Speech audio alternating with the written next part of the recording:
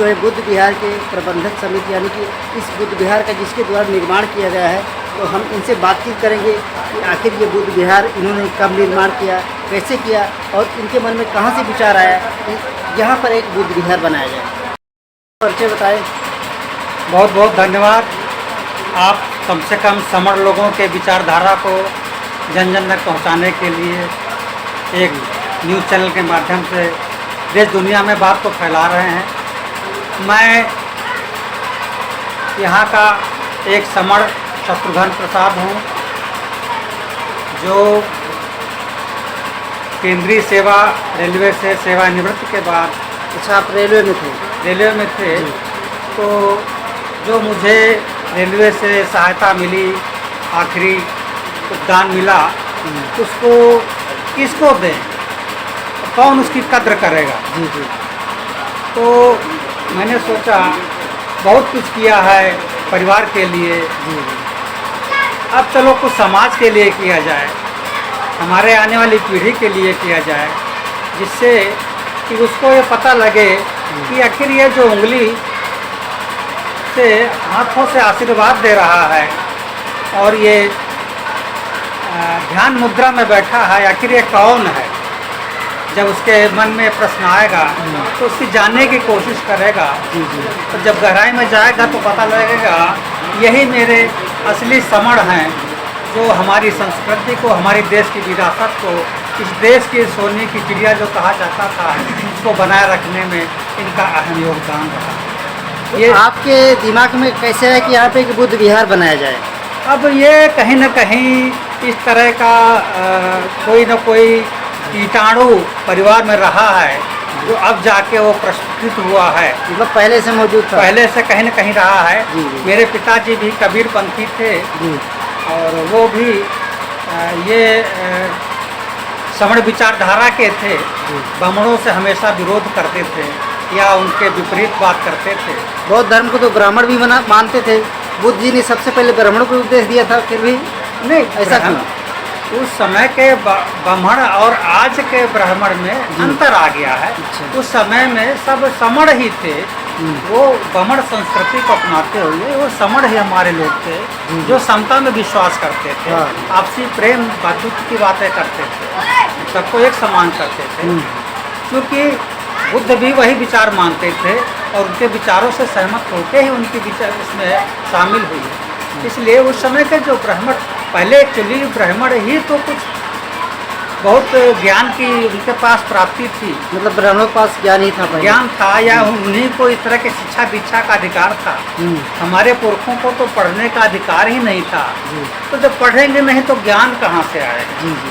असली तो आपने इस बुद्ध विहार का निर्माण कब करवाया था? अभी सेवानिवृत्ति के बाद, लगभग बल्कि सेवानिवृत्ति से 3 महीने पहले 25 दिसंबर 2021 को जब बाबा साहब ने मनुस्मृति की प्रतियां जलाई थी, उसी दिन इस जमीन का, इस भूमि का, ये अपनी मातृभूमि का हमने जो है भूमि पूजन किया। यानी 25 दिसंबर को? 25 दिसंबर 2021 रिटायरमेंट से मनुस्मृति दहन दिवस के दिन इसका उद्घाटन किया था आपने? हाँ।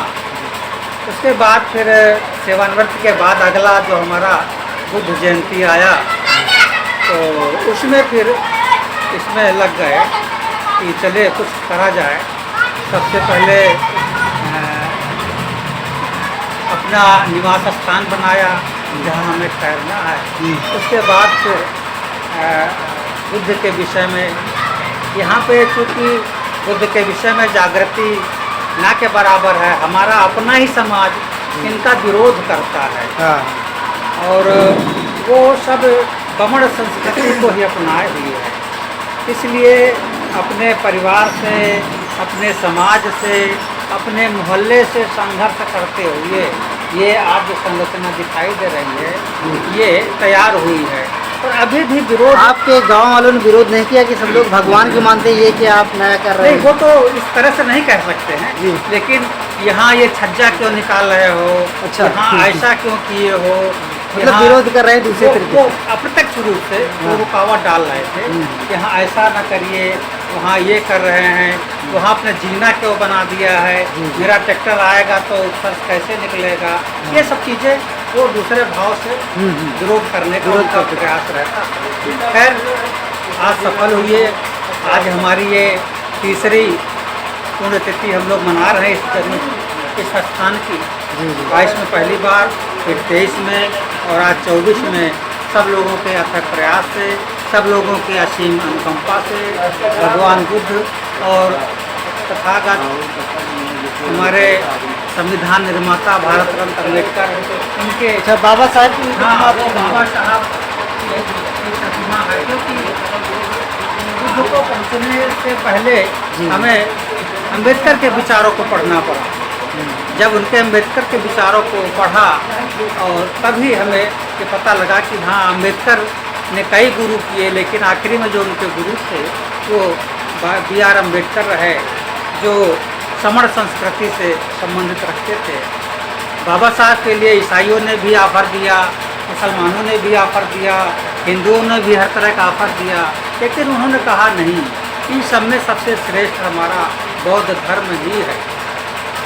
क्योंकि वो इतने हमारे समाज के इतने विद्वान व्यक्ति थे, अभी तक तो अपने देश में इस तरह का कोई इतनी योग्यता वाला व्यक्ति, इतने गहन विचार वाला व्यक्ति नहीं हो पाया है। तो उनके माध्यम से ही हम यहाँ तक पहुँच पाए, बुद्ध तक।